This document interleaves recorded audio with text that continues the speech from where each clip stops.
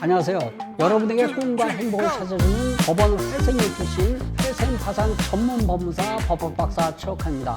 우리 모두가 힘들었던 작년 한 해 2025년도가 이제 지나갔습니다. 우리만 힘든 게 아니고요. 전 세계가 그냥 다 힘들었다고 합니다. 어찌됐든 간에 2026년도 올해 병원은 붉은 말띠의 해를 맞이해가지고요. 존재감 상승하시고 재물운도 상승하는 저를 포함해가지고 우리 모두의 삶의 기반을 다지는 이러한 한 해가 될 수 있도록 저 최욱환 법무사가 두 손 모아 기원드립니다. 이번 영상에서는요, 2026년도에 개내성을 준비하시는 분들을 위해 가지고 꼭 알아두셔야 될 몇 가지 내용을 정리해서 말씀을 드려볼까 하는데요. 물론 작년에 이미 이제 많은 유튜브 영상에서도 다른 분들이 말씀을 하셨어요. 근데 굳이 제가 뭐 2026년도 새해를 맞이해 가지고 다시 여러분들에게 강조하는 이유가 있는데요. 모든 영상에서는요, 마치 2026년도에 개내성을 신청을 하시면 절차가 간편해지고 생계비 인정도 막 높아졌잖아요. 그리고 부채증명서와 같은 이 귀찮은 것들 법원이 모두 알아서 해준다 등등등 이러다 보니까요, 채무자 본인이 할 일이 별로 없는 걸로 이렇게 착각하시는 분들이 많이 계시더란 말이죠.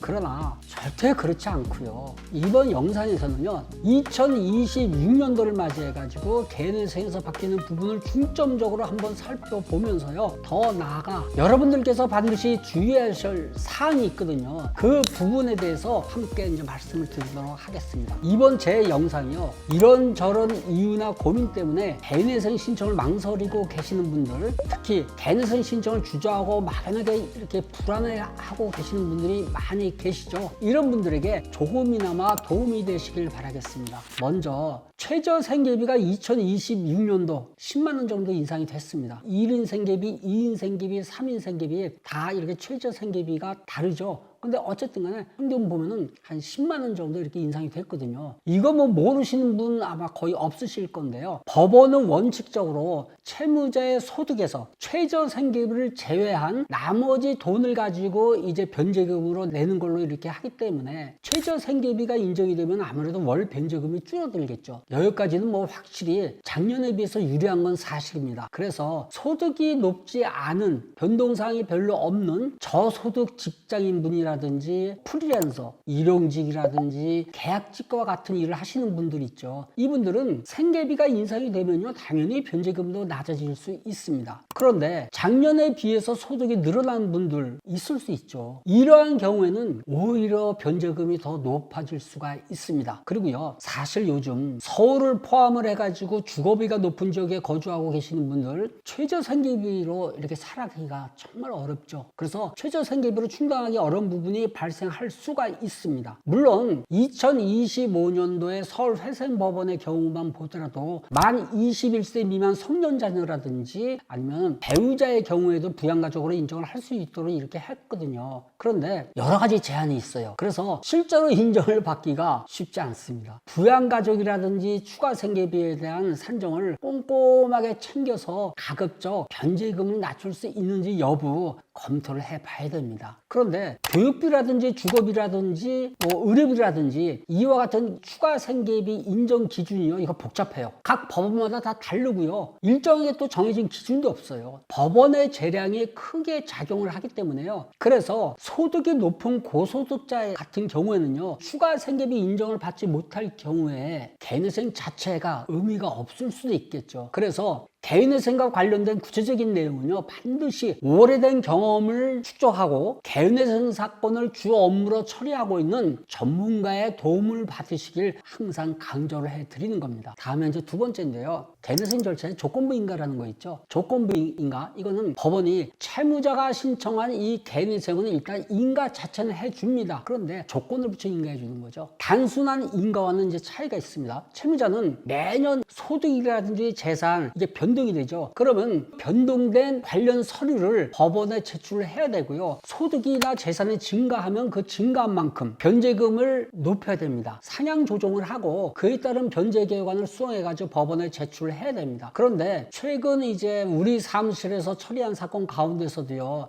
정확한 통계는 사실 없지만은 이 조건부 인가 결정이 제법 눈에 띄고 있거든요. 조건부 인가 결정이 과거에 비해 가지고 20% 이 정도 아마 증가됐다고 보시면 될 것 같아요. 인가 결정이 나오더라도요, 조건부 인가인 경우에는 아무래도 개인회생을 신청한 채무자 입장에서는 부담이 될 수밖에 없겠죠. 법원에서는요, 최저 생계비가 증가함에 따라서 상대적으로 소득에 대한 자료라든지 또는 근무 현장 사진, 추가적인 소명 자료를 더 요구를 하고요. 그러고 나서 조건부 인가를 할지 여부를 결정을 하는 것 같습니다. 그래서 앞으로는요, 개인회생을 신청을 할 때 이 조건부 인가를 염두에 두고 개인회생 준비를 철저히 해야 될 것으로 보입니다. 요 점 염두에 두셔야 될 것 같습니다. 다음에 세 번째로요, 2월 1일부터 1인 1계좌에 대해서 빚이 있어도 월 250만 원까지는 압류 걱정 없도록 압류 방지 생계비 계좌를 만들 수 있는데요. 이 점에 대해서는 뭐 이미 제가 다른 영상에 대해서 언급을 한 내용이기 때문에 긴 설명은 드리지 않고 그냥 넘어가겠습니다. 근데 이제까지 월 185만 원까지 압류가 금지되어 있었는데요. 이제는 250만 원까지 압류가 되지 않는 것으로 변경이 되었다는 요 정도로 이제 알아두시면 될 것 같은데요. 왜 이런 제도가 필요할까요? 최근 몇 년간 채무가 있어도 기본적인 생활을 유지해야 되는 사람, 이분들이 굉장히 늘어났죠. 실제로 일부 지방자치단체에서요, 기초수급자로 계시는 분이 병원비나 생활비 때문에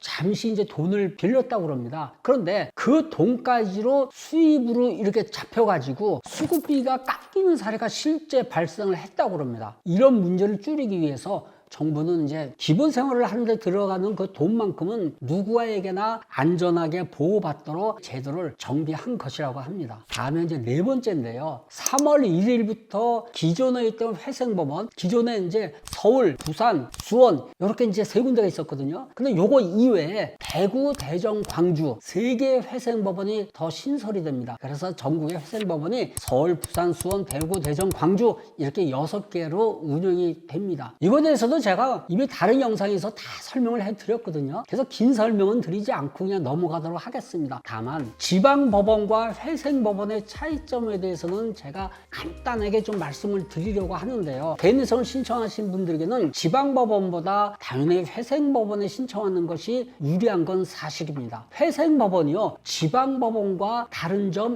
몇 가지 있죠. 그걸 한번 예를 들자면요, 우선 주식이라든지 코인 같은 경우, 또 배우자 재산 같은 경우, 이것도 원칙적으로 채무자의 재산으로 보이질 않아요. 그리고 생계비 경우에도 최저 생계비 말고 추가 생계비라는 게 있잖아요. 이게 회생법원은 지방법원과는 다르게 신청 채무자의 그 최저 생계비 이외에 들어가는 추가 생계비, 주거비용이라든지 자녀분들의 교육비라든지 의료부, 이거를 사실 폭넓게 인정을 해주고 있습니다. 그런데 역시 가장 큰 차이라고 한다면은 속도가 빨라요. 회생법원은요, 이 절차가 신속하게 진행이 된다는 것이 장점이라고 이렇게 보시면 될 것 같습니다. 그래서 회생법원으로 신청하기 위해 가지고 소위 관할 쇼핑을 한다고 합니다. 직장이라든지 일자리를 회생법원 관할로 이렇게 옮기는 건데요. 과거에는 이게 어려운 말로 관할 잠탈이라는 용어도 사용을 했어요. 관할을 만들어 가지고 유리한 법원에 신청을 하는 걸 말을 하는데요. 제가 이번에 이 영상을 만들면서 이 관할 잠탈을 한번 검색을 해봤습니다. 근데 아무리 검색을 해봐도 이 말 자체가 안 나와요. 없어진 것 같더라고요. 확실히 격세지감을 느끼게 됩니다. 관할을 인정받기 위해서는 실제 거주지를 옮기거나 주소만 옮겨서는 안 되고요. 실제 거주지에 옮겨야 돼요. 원룸이라든지 고시원 또는